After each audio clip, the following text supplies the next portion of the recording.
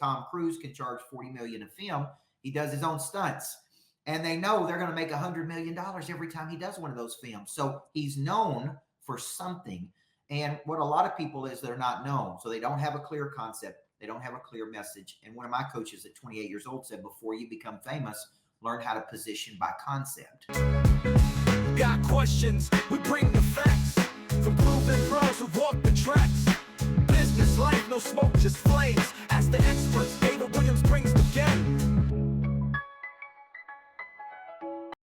Good morning, Insurance Syndicate family. It is August 22nd. It is 10:30 a.m. and it's that time for our weekly show of Ask the Experts, where we're here to do nothing but bring on experts to answer your questions, your problems, and add nothing but value.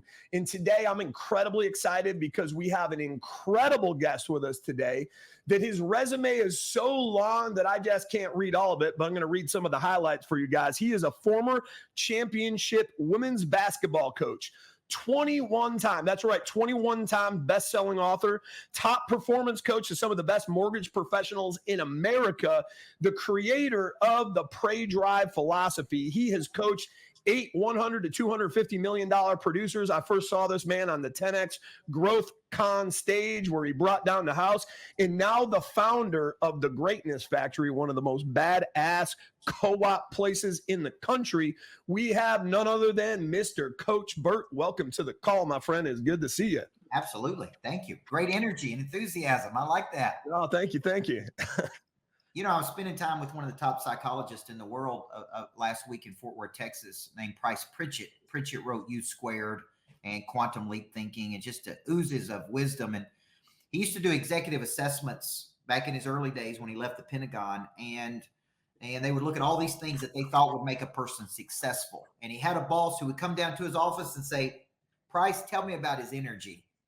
And that guy placed energy above every single trait that would help a person when they were choosing an executive. He said, tell me about his energy, because that overrides every single characteristic or attribute we're looking for when we hire a person. So at the end of the day, that's what most people are selling. They may think they're selling a product or a service, but what they're really selling is an enthusiasm. Oh, absolutely. They're off in the future with them in their life. And I'm a big believer in that too. Anytime we're training our sales folks and everything too, it's not what you say sometimes, but it's how you say it. And it's the enthusiasm of how you say it, because that energy is contagious and people will flow with that energy, because I'm a firm believer in that and I love that. So what I want to do is get right into the topic that we're talking about, because we're going to be talking about people of interest. So we're going to be talking about being that person of interest. And our first question around that, Coach Burt, is can you talk about becoming a person of interest as a way to attract opportunities rather than chasing them, right? Because I think there's two different ways we can do it. We can do things the hard way. We're going out and chasing, putting our energy there. Or we can create that magnet where that magnet draws in all the opportunities we're looking for. So how can insurance business owners in this group and producers maybe apply this concept out in the industry that often seems to get saturated in a sea of other insurance agents and professionals? Well, you used a key word there. I always look at three things, okay? I look at the pain, and the pain is the commoditization of selling something, right? The forces of commoditization happening. The consumer believes that they can get it somewhere else, and if it's similar, why not go to the person that's the cheapest? So what happens is the forces of commoditization take place in a lot of industries, insurance being a big one, and that is the pain. It's like, oh, I'm competing versus a lot of people. The problem is I get back to a set point, and a set point is the same number over and over and over, and it's like, okay, how do I beat this game? And the way I beat this game is through specialization. And the way you specialize is you actually start to see yourself as a specialist versus a generalist. Yep. Okay? People of interest have four things, okay? They have, number one, a very specialized knowledge, okay? Very specialized knowledge. So I want you to think about what that knowledge is. It comes from your past. Number two, they have impeccable skills, okay? So think of Navy SEAL. I always say Navy SEALs, not baby seals, right? They have special forces, Navy SEALs, Green Berets. They're specialists, not generalists. I want you to see yourself as a specialist, not a generalist, because the generalists make general money.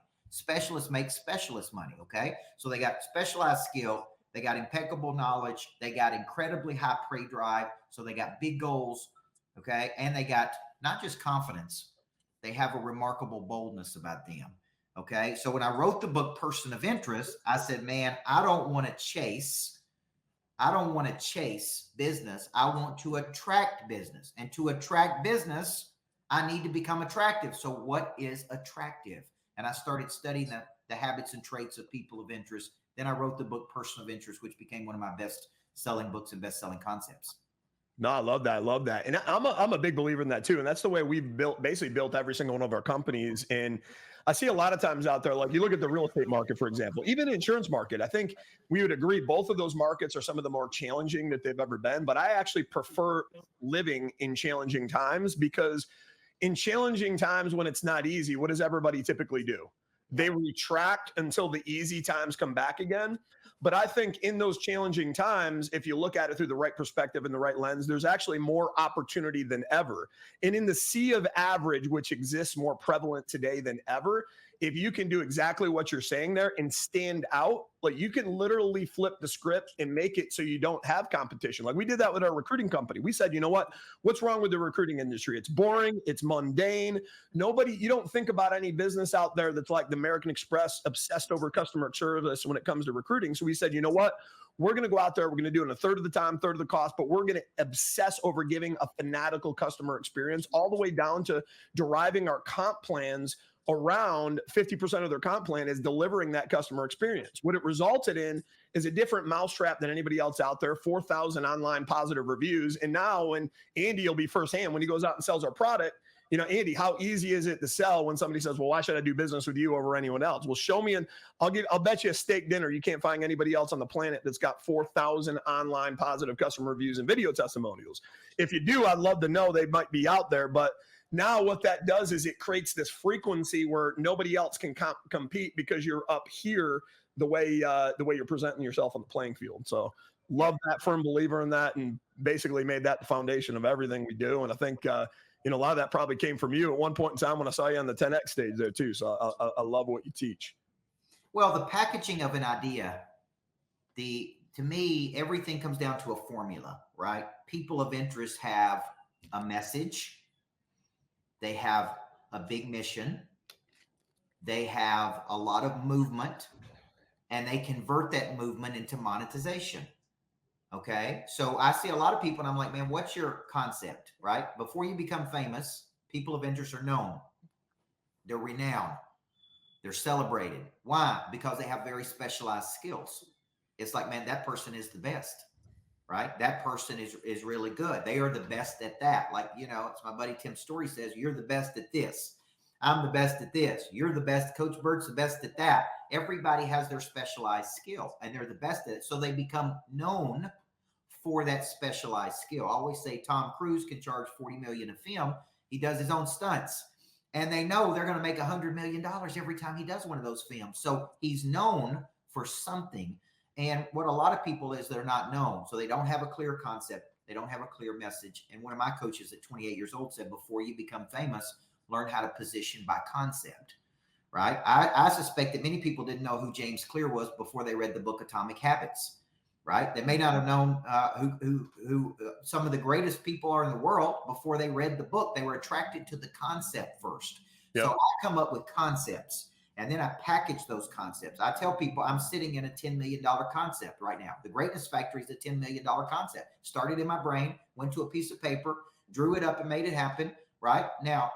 But it's worth a lot more than $10 million because the exchange that happens here between people, right? So what is it worth when I scale it? What is it worth when I license it? What is it worth when I take it around the country?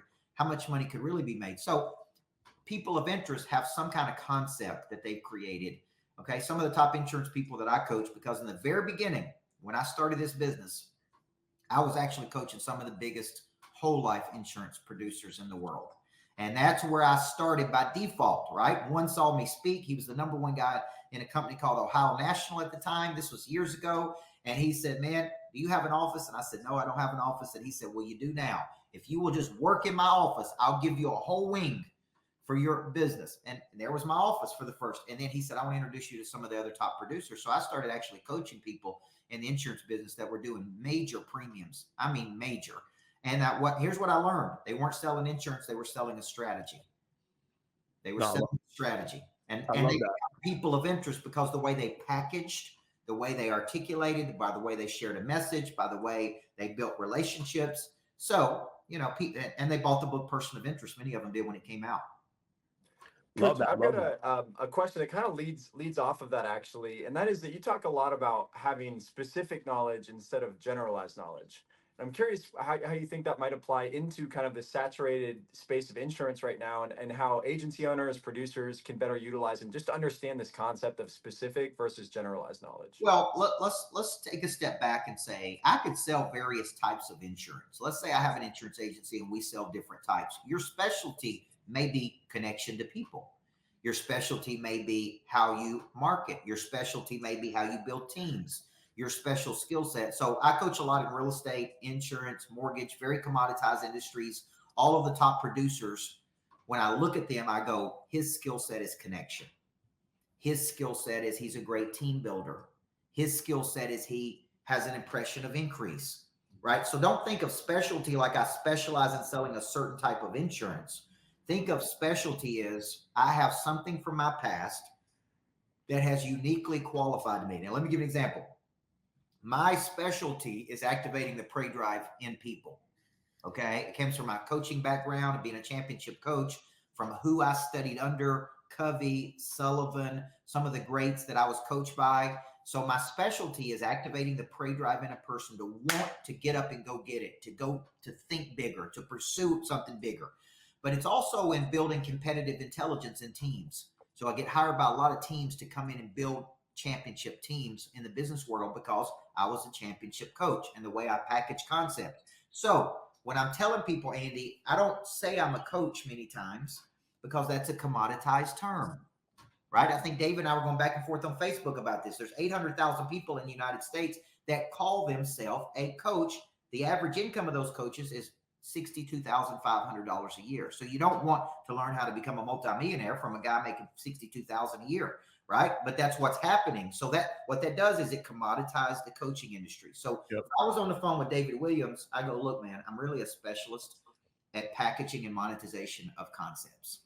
And I think if you went to any major player, no matter who that player is, they would tell you that is my skill set. So if you have intellectual property that you want to package, so now I'm starting to coach insurance people who want to write books. They want to package up. They want to recruit. They want to be people of interest. And I'm not teaching them how to sell more insurance. I'm teaching them how to become people of interest through the packaging of their intellectual property. Okay. And that's a specialized skill set. No, and I love that. I love that. And I think, one thing that resonates there too, one of the things that you said there, being that person of interest, but also when you talked about the building the greatness factory, what did you do? You had a moment of clarity. You had to have all the right things around you. You had to be keeping the main thing. You took a vision that was up here, you put it to paper, and then you took action and you brought it to life. But I think there's too many people out there that don't keep the main thing. They try to do everything. They try to wear 10 different hats. And then what that does, that takes them out of the creative space, that takes them away from maybe their specialty.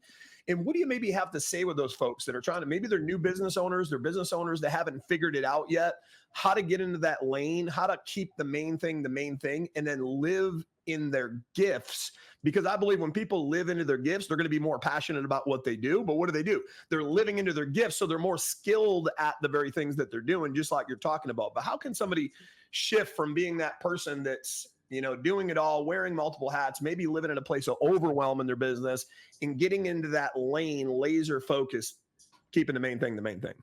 Well, I wrote about this in a book called A to B, and I call it opportunity confusion. Opportunity confusion, where there's too much opportunity and you can't narrow. I like to have no more than 3 level 10 opportunities at one time. These are the biggest opportunities available to you. I call it the NBO, the next big opportunity, right? And I tell people, instead of finding your why, you need to find your skill. I can know my purpose and still be broke. I can know my purpose and still not be motivated. So I like because goals better than finding your why. A because goal is a big reason I do something when I don't feel like it. So what I tell people is that if I were teaching a person, I'd say, let's first find your primary skill. Let's then find the problem that you would like to solve based on that skill. Okay. Now, if you think about talents, we think about talents as an ability. If we go back to the Bible and the parable of the talents, a talent was a sum of money in the Bible, right? If you read the parable of the talents, the master gave each person a sum of money based on their ability and said, bring it back with interest, right? And the ones that did, he said, well done, good and faithful servant. That's the only place that's in the Bible, by the way, is in the parable of the talents. And so I think about this. If I give Andy a sum of money based on his ability, and he uses that ability and he brings it back with interest, I say, man, that's great. Let me give you some more opportunity. But where do we go to school to find that unique skill? Where do we find the primary skill? Right? So a lot of people, if I ask them, what is your primary skill and what problem do you solve? Most people can't tell me. So think of it as find the skill, package the skill, market the skill, monetize the skill, and then think of your biggest opportunities as level 10 opportunities, the greatest opportunity available to you. See, I may tell you, David, the biggest opportunity for me is scaling these greatness factors. If each of these greatness factory kicked off, let's just say 500,000 of passive income a year, and I had 50 of these, well, that's $25 million. And I may go, that's the biggest thing Coach Burt could be doing right now. If it is true, that is the biggest opportunity for me. Why would I be involved in some other things? That would be lower value of my time. So I force people to get clear. What is the biggest opportunity sitting in front of your face right now that you are not focused on?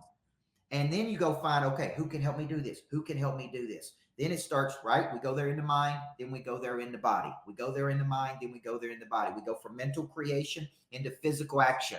And that's really what I help a lot of people on. Just what's the NBO? For some people, it's building this insurance company and selling it for a fortune.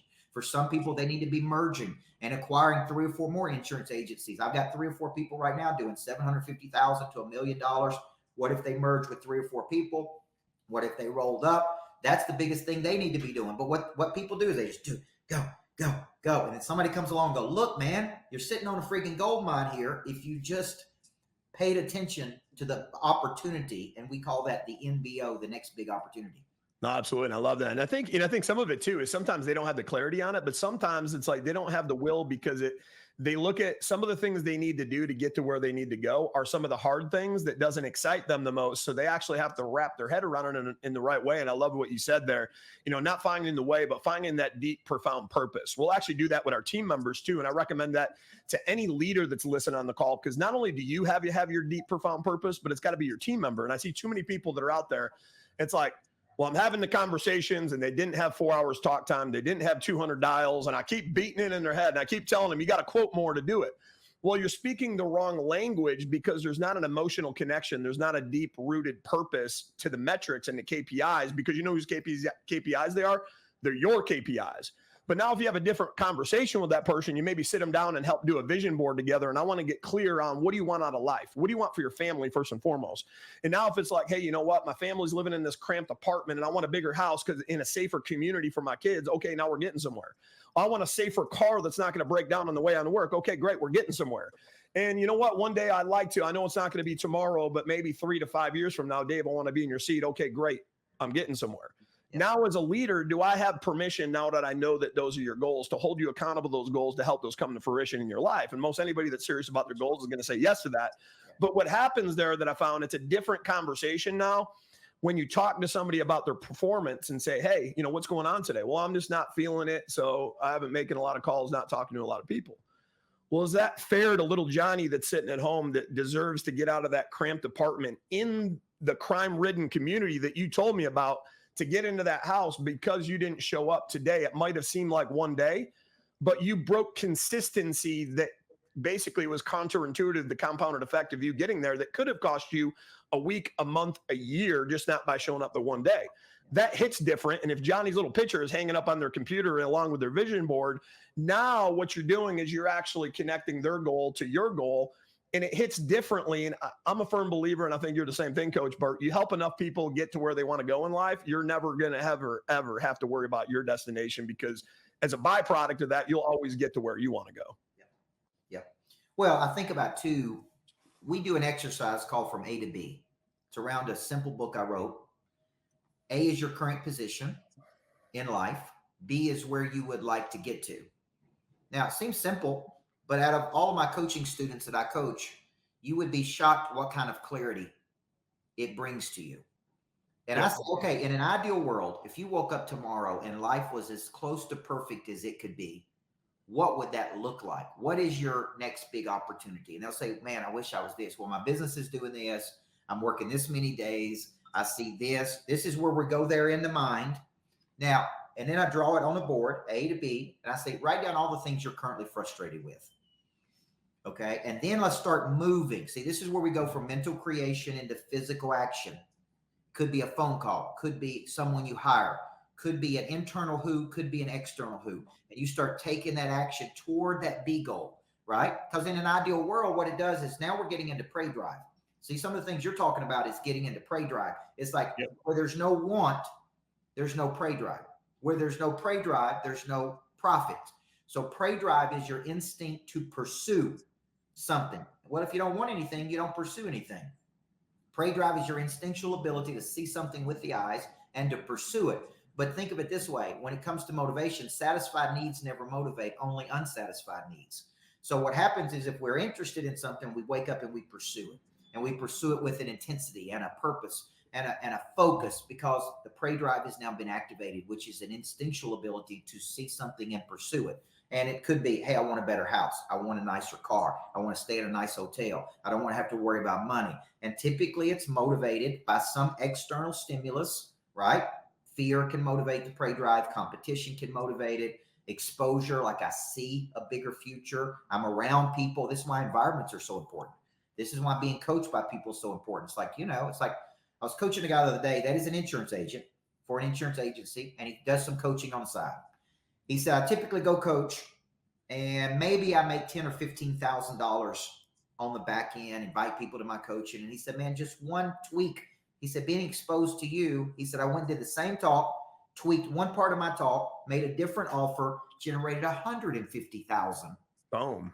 Okay. Now that from one suggestion, one tweak, it's like, man, just do it this way.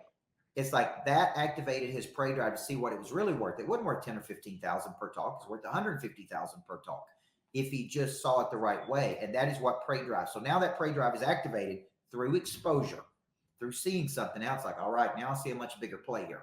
No, I love that. And I think, what that is a lot of us have our own limiting beliefs when it comes to that. When it sounds like you help them overcome that limiting belief to show there wasn't the limits that he thought there was on the offer that he had. And there was a lot more value than, he ever thought was in the offer. So I love that. So what I want to get into is when you're talking about a person of interest, right? So you get clarity on that and you become that person of interest. You're that tacticianer. You find your niche and how to show up differently in the marketplace. Now, I think one of the things that people have challenges with too, how do I amplify that message now? So what would you have to say that, hey, they get clear on it. They figure out, they find their lane. Hey, I'm the Navy SEAL of XYZ. But now how do they amplify that in your best methodology you'd recommend possible to become omnipresent, where everybody sees them in every lane that they see them as that, that tacticianer, as that person of interest? Well, once I have the message and I'm clear in what the message is and what problem it solves and for whom, now I need to beat the drum and I need to get into the promotion business of that concept, right? Yep. If there's anything I learned at 10X, it was that those people speaking weren't any better than me. I had just the same number of years of coaching, of experiences, of unique experiences. They were just better marketers than me. Yep. Okay. So once you know that, it's like, okay, I'm as skilled as they are. I just need to learn how to market. I need to learn how to promote. I need to learn how to showcase. So what we start doing is we say, okay, how many different ways could I showcase this message? I could speak, I could coach, I could train, I could lead, I could go on live, I could do social media, I could hit my database, I can do events. Like now I need to just push this message as hard as I can. And sometimes over a cycle of time, like Prey Drive, I wrote that book 2 years ago, became a Wall Street Journal bestseller called Flip the Switch. But man, it's still the number one requested topic for me to go speak on is Prey Drive. So it's like, okay, so it's like most of the world hadn't even heard the message. So it's like, boom, you guys got to keep talking about it. Then you find new ways to talk about it. It's like, all right, what happens when the prey drive is activated? Complacency goes away. Complacency is a gradual settling. What if I change the talk and it was the comfort zone becomes the death zone. And then I backdoor pre-drive in there. So it's like, okay, how many different ways can I talk about this to bring awareness to this? And then I got to be relentless with just talking about it and pushing it out and becoming known, right? People of interest are known. What if I told you I live in Nashville? I'm in downtown Nashville. I got a beautiful building, and thousands of people walk by my greatness factory, but they may not know what it is. Yep. So it's my job to go out into the marketplace and drive people in the door, because I know once they come in the door, they're open. Once they come in the door, they see it because now they've been exposed to something. So think of marketing as you have a message. I got to distribute that message to people who have a problem as often and as frequent as I can to become known in the marketplace. No, I love that. Love that. And I think, one of the things I heard there important too is like consistently getting out that message too. Cause I think one of the common things out there, somebody will maybe show up for a couple of weeks, a few months, and then it doesn't happen. So they go on to the next thing. And then that becomes an ever revolving thing that I'm going to go after everything for weeks and maybe a few months. And if I don't see the result, I go to it. And they get stuck into this hamster wheel and this trap of just doing that over and over and over again. And I know a mutual friend of ours, I like the parable that he tells.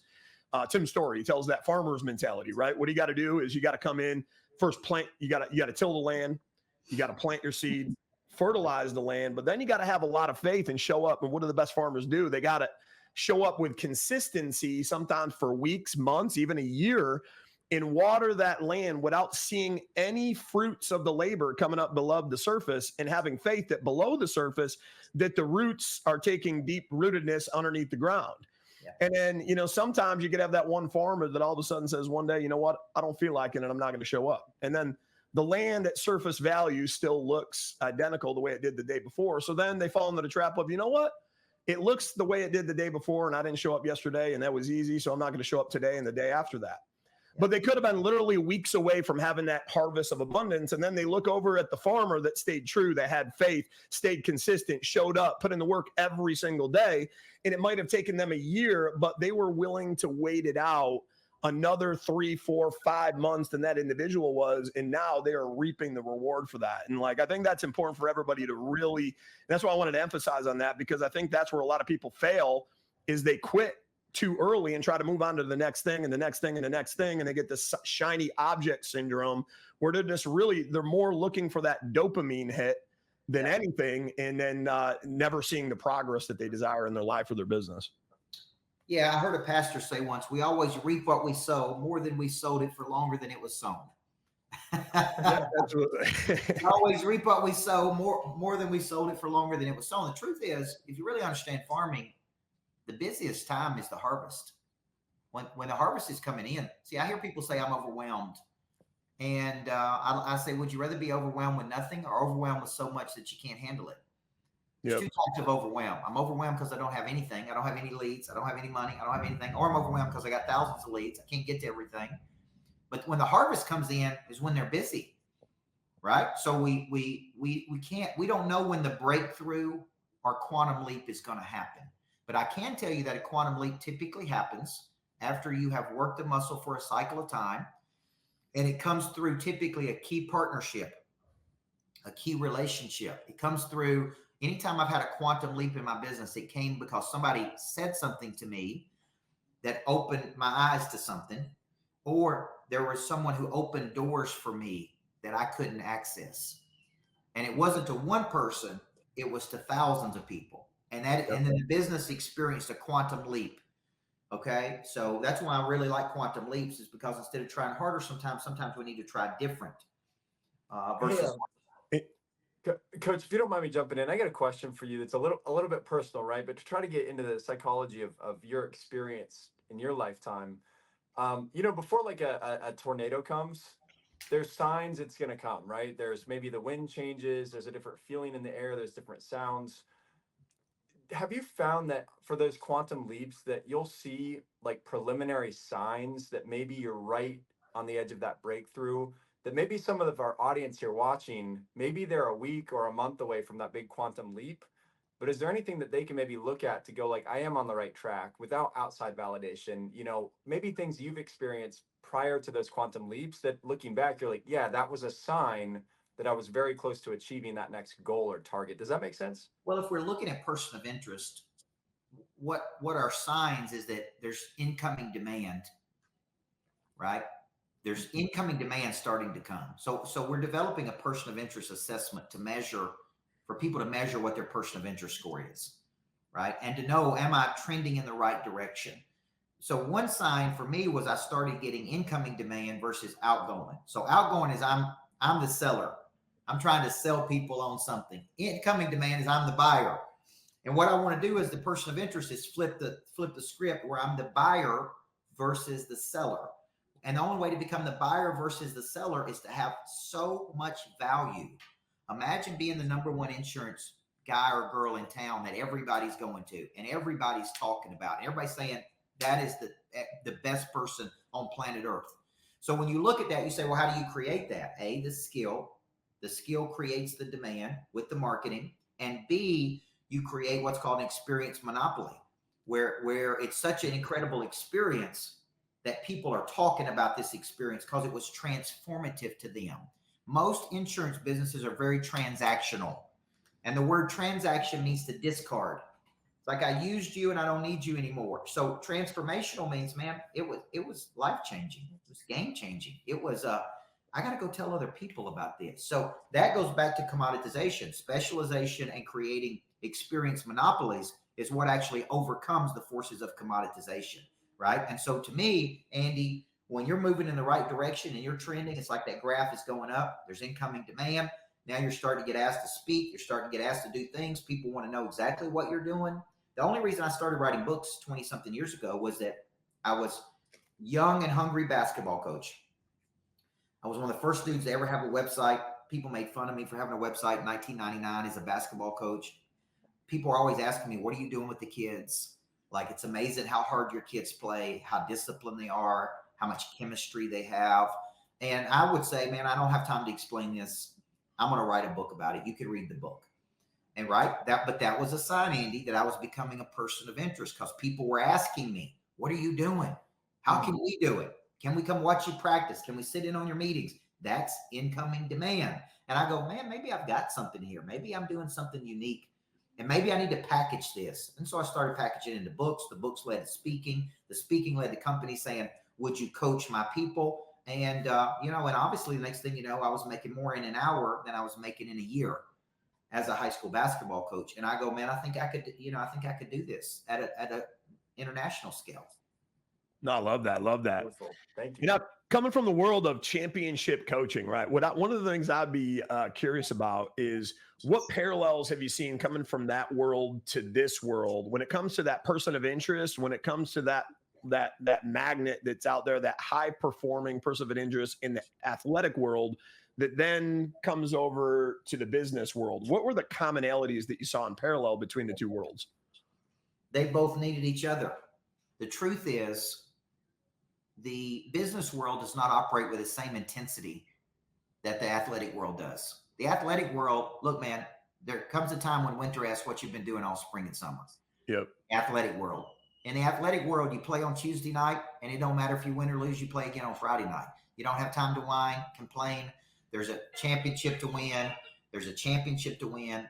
There's an intensity. There's competitors coming at you every day. Like, Friday doesn't care about Tuesday. I got in the business world and it operated at a very slow pace. There was not as much intensity. Nobody had true championships to win. The pay drive wasn't activated. People just went through the motions and their results were not posted for everybody to see.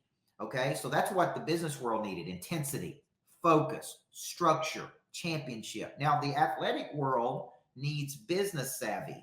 They need business acumen. They need know-how. They need, like the athletic world needs to know how to run a business, how to become known, how to become a person of interest. I mean, just look at where college athletics is going. And it's like today you got to be known. You got to be a person of interest. You got to compete in the marketplace for recruits every day. And they can literally up today and leave and go, I don't like this. I'm going here. So it's even more competitive today to build more transformative relationships to keep people around for longer cycles of time. So the truth is they both really need each other to be great. No, I love that. Love that. Very, very wise insight. Excellent. Well, I want to move into kind of insurance specifically, and I love stories, right? I think they tell a lot more than just theory, and I'd love to hear about maybe a insurance business owner, a producer that you've worked with in the past that's applied this person of interest strategy, and sort of what they experienced through that process, and what types of mental exercises or actions they took as an insurance specific producer, because every industry is the same in a lot of ways, but insurance is its own game. And with our audience here mainly just being in the insurance space, I'd love to hear any like wins, any stories, any specific examples just from your past experience with agents, to inspire and hopefully add some good insight to that journey as well. Well, I think when when Cody Askins came to me, he was selling insurance. I think when he left me, he's running conferences, and he's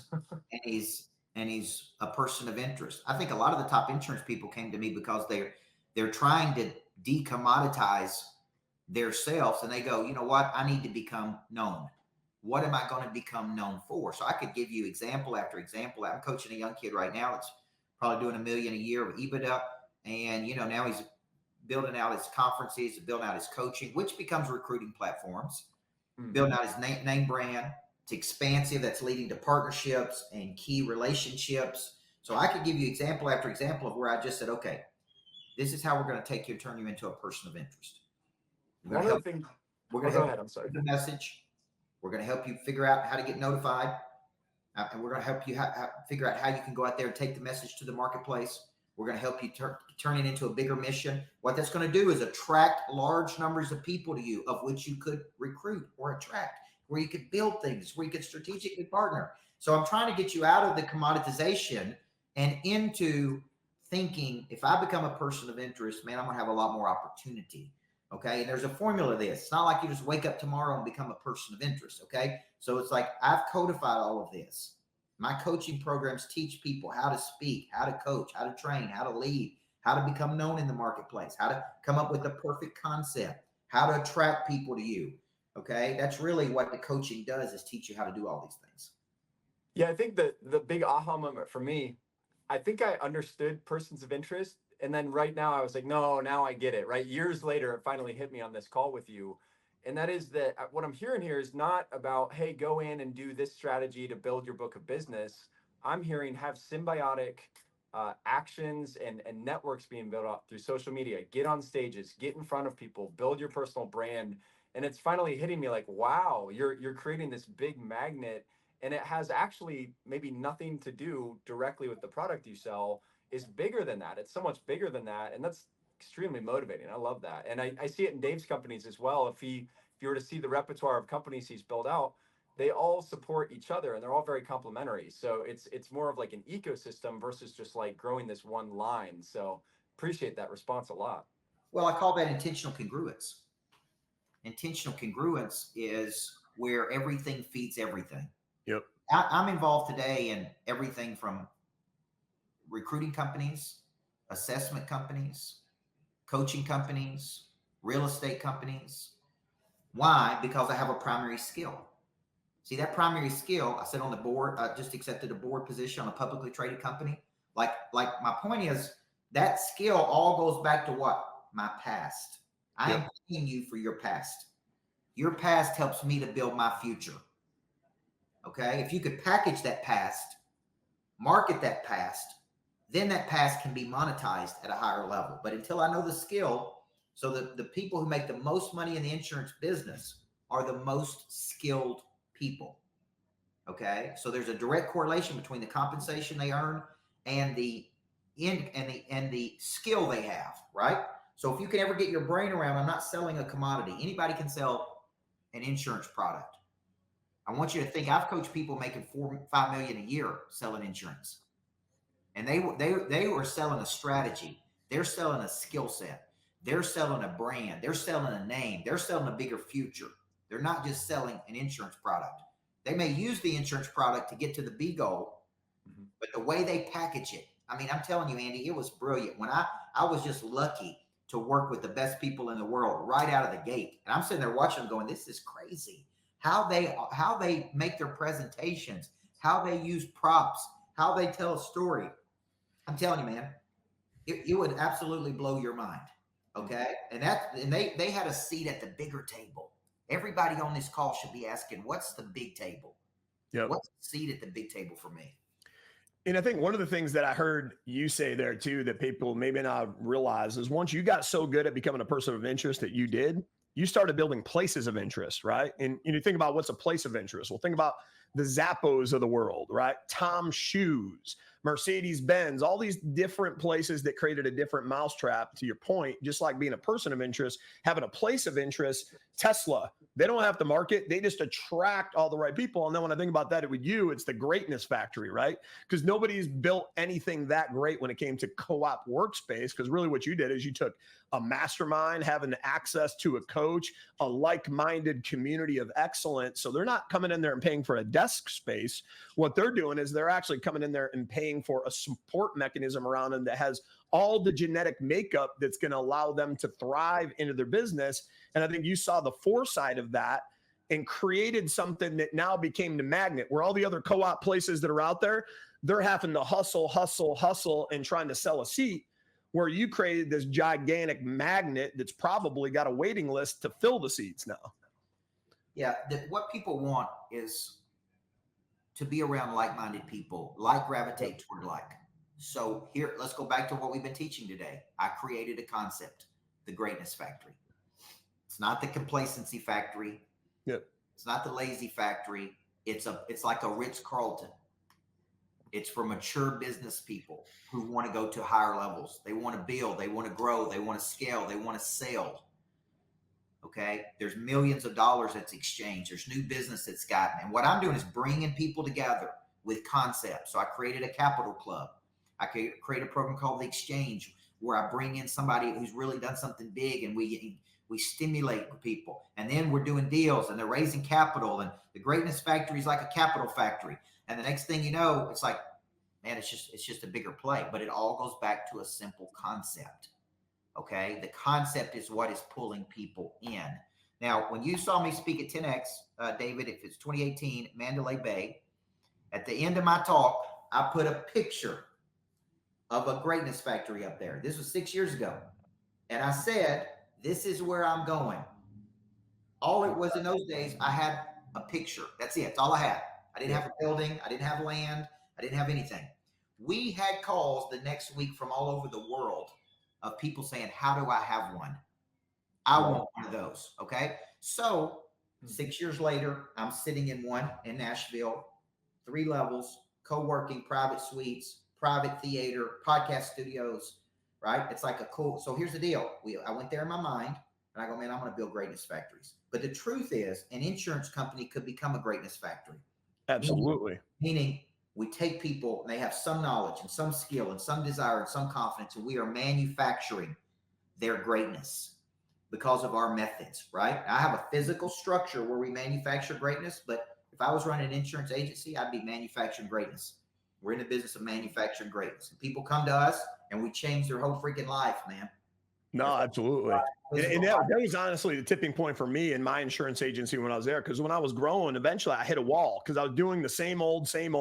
And I was like, why isn't it working anymore? And I hit this stunt of growth. What I got to do differently? And actually, I think it was at that same TEDx conference. It was like what JJ Watson got up on the stage, and he talked about running and operating the number 1 through 7 Honda dealerships. And I thought that was pretty profound. Out of all the thousands of Honda dealerships in the world, he ran 7 of them, and they ranked 1 through 7. And then what was the commonality there? It was just fanatical culture and non-negotiables. And then to me, that was the light went off. I was like, you know what? I got some of the wrong players that are on my team doing the wrong things, where they might perform in one area, but some of the areas that are more important, they're compromising. So he literally came back and I painted a picture of, hey, what do I want? You know, my maybe mini greatness factory within. What do I want the Dave Williams greatness factory to look like inside of our culture? And my name is on the door. Don't forget, I want it to look this way. I'm going to get feedback from my team, let them play into it, and then come up with our non-negotiables like PMA, positive mental attitude. Like that's a non-negotiable in order to work inside of one of our companies. Live with integrity whatever you do. Be coachable, show up, train daily. all these different things. And what we found there was, we were very clear with everybody that, hey, we're going to have a conversation once around this. We're going to give you 60 days to adapt. We're maybe going to have a conversation twice. The third time might be on paper. And because we're giving you grace, because this is a new concept, what do you guys think the fourth time should be if we have to have a conversation about that? If two of them were verbal, one was on paper, what do you think the fourth time should look like? Yeah. And they all agreed and said, you know what, we probably shouldn't be on the team anymore. And unfortunately, there was situations where we actually had two of our top performers in that environment that we had to have that conversation with. But because the expectations were so clear, they knew it was coming, came into the office and shook my hand. But what happened after that was profound, because we thought, hey, we're going to lose production. No, actually, with a much smaller team, they actually became empowered now that they didn't have this toxic work environment. They didn't have this negativity around them. And now we were fully living that culture. And then what it was all about was like, how would we protect it? How do we put barriers up and police it? And it brought on a life of its own, probably like you're seeing in the Greatness Factory, right? Another example of that is walking into Andy Frisella's office. It took on a life of its own, where now we didn't have to put the energy. We had to do it in the beginning, the first few months, 4 months, but then they began to be so grateful and appreciative of living inside of that culture, that through that lens of gratitude, that they started becoming accountable for protecting that culture. And I think that's when true excellence exists, is when your culture comes to life, where now it's like its own organism. And then the people that are in there love it so much that they're protecting it. And I think that's when you got your greatness factory like you do. And then that's when you can take your business to the next level like most people don't. Yeah, environments can create expectation. And I think adults need that. Adults need expectation. They need somebody to go, you know what, you're not playing to the level you're capable of playing at. This is where great people play, right? I did a lot of work with Kevin Elko, and he was Saban's psychologist at Alabama. And I said, man, how does Saban talk to the players? And he said, from an affirmative standpoint, it would look like this when they're not doing well. David, we brought you here because you're the best in the world, man. Out of all the people we could have chosen, we chose you to be here because you are the best in the world. Now, help me to understand why you're not playing your best for us and your teammates, right? Because I can't sit here as your coach and watch you underperform. I love that. When we brought you here because you're the best in the world. See, when I talk to people, I'm like, man, you're the best in the world at what you do. Help me understand why you're not playing like the best. Yep. Help me understand why you're letting your team down. Help me understand why you came to me and told me that you wanted to play at a higher frequency, but you're not putting the work in, man. And adults will go, that's exactly what I needed to hear. Mm-hmm. Like, I can tell you how many people hire me as their coach and say, man, I just need somebody to be honest with me and tell me what I need to hear to get to a higher level. And you have an unlimited license to say what you got to say to me. And it's like, sometimes I got to say, look, man, they need an affirmation. They need a word. They need a confirmation. They need a person that they trust to go, you know what, let's go. I love it. And I think those are those words that propel them, it opens up hearts and minds and gets them going in the right direction. But I'd like to go maybe the counterintuitive part of that, because so many people, again, they get caught up giving their attention to the things that are unimportant, the inconsequential things that are around them in their lives and in their businesses. And the end result of that is they get into this place of busy work, maybe inside there, not focusing on the right thing. And maybe they walk by that same person and they don't give them those words of wisdom. Yeah. What do you have to say on the negative side of that by not giving those words of wisdom when you got somebody on your team that needs to hear them? Well, I try to get people on my team to do things not for me, but for themselves. Okay. Yep. And I try to instill in them the habits of the top 1% of performers. And I say, you're not doing this for me. You're doing it for you. Okay. And your family and your future. And you want to be in the top 1%. Your confidence is not predicated by what I think about you. Confidence is a memory of success. My confidence is not predicated by what other people think about me. Some will, some won't. So what? So my confidence is predicated by my repetition, by me being in the game, by me working the muscle, by me knowing I showed up and gave great effort, right? And so my confidence can't be predicated by anything external for me, because if it is, some people like it, some people don't like it. I can do a speaking engagement where some people say it changed my life and some people say, oh, it's okay. And some people won't look at me when the speaking engagement's over. So is my confidence predicated by what they think about me, or is it predicated by me knowing that I showed up and did what I was capable of doing? No, absolutely. That's what a pro does. I love that. Love that. So I guess when you're sitting down, I want to get into like how you, let's say you got one of these insurance agents and you start to work with them and they want to come and they want to coach with Coach Burt. And I love what you say, because I'm a firm believer in it, that everybody needs a coach in life. You know, walk through what that would look like, because, I think we gave a lot of valuable information today, but walk through maybe like at a high level, what that would look like, taking that information, bringing it down to the funnel and starting with, action item number 1, item 2, and then getting them clear and starting to get momentum into that right direction of becoming that person of interest, developing that place of interest that's going to take their life and career to the next level. Well, I have a very specific formula. Okay. After doing this for 30 something years, it's not what I call pop-up psychology. Like, I am in the business of step-by-step showing people how to experience that quantum leap. Okay. So I start with the, what I call the NBO, the A to B exercise. Yep. Okay. We get very clear in what the NBO is first. We get very clear in what the primary skill is. We get very clear in that. Then we work through the explanation of value. Then we work through the selling system. Then we work through the follow-up. Then we work through the packaging. Then we work through the monetization. So it's a very methodical. You got to remember, I come from the sports world where nothing was random. Like, every play was set. It was a game of probability. When I got into the business world, I'm like, people need direction. They need a specific plan. They need to be told, this is what you got to do. So when I coach people in this, there's a very specific method that I'm using step by step to get them from A to B. You see where I'm going? So absolutely, no, I love that. I do it either in a 1-year cycle, I call a residency with me, right? Or I do it in a 90-day cycle, which is what I call a sprint with me. So some people start with a 90-day cycle, and then I go, if it works for you after 90 days, man, we'll credit the money to the bigger deal, right? And you go 1 year with me in the residency. We call that the locker room. You're in the locker room with Coach Burt, and he's your coach. I'm going to coach you on the best of business, the best of packaging.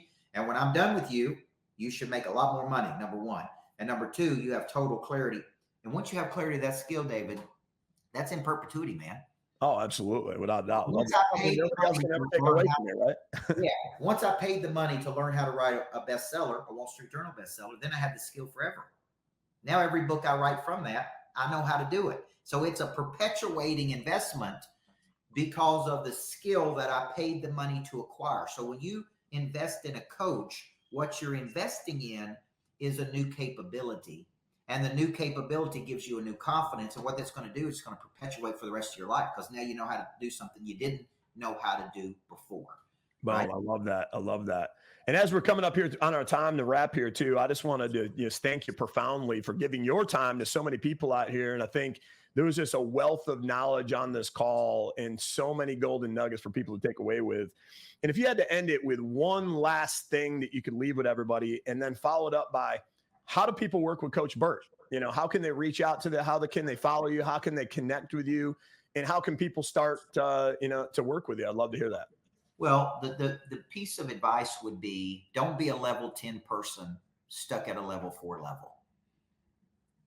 Right? Don't be highly talented but undercapitalized. If you're sitting out there and you're watching us today and you're watching me and you're going, man, I need somebody to help me get to a higher frequency. I'm tired and frustrated of playing at the small table, and I'm looking for the bigger table, right? That's not going to change until you take an action.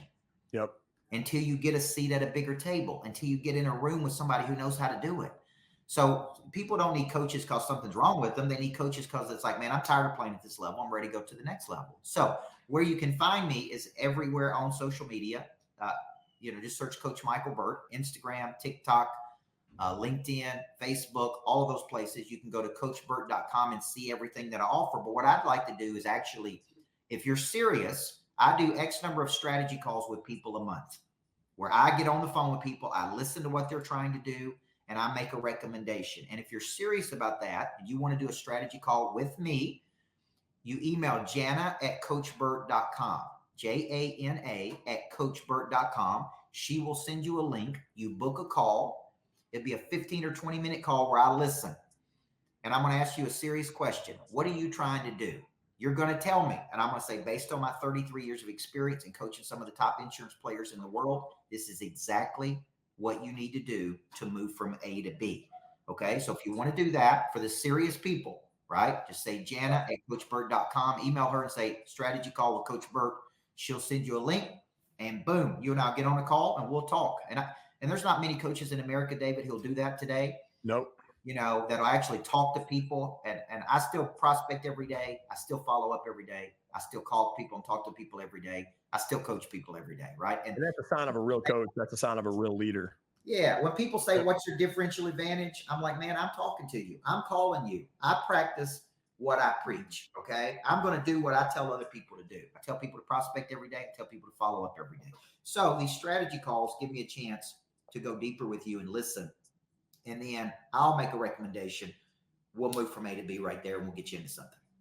Boom. I absolutely love that. No, thank you so much for your time today, Coach Burt. It's just been a wealth of knowledge. Not only did you dedicate your time, did you hear that, folks?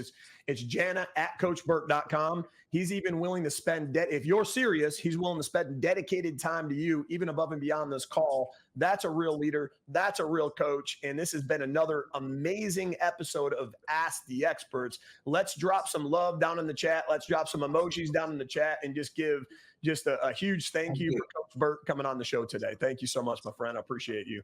Thank you, guys. Look forward to talking to you. Thank you. All right. We'll talk soon. I appreciate you. All right. Bye-bye. Bye-bye now.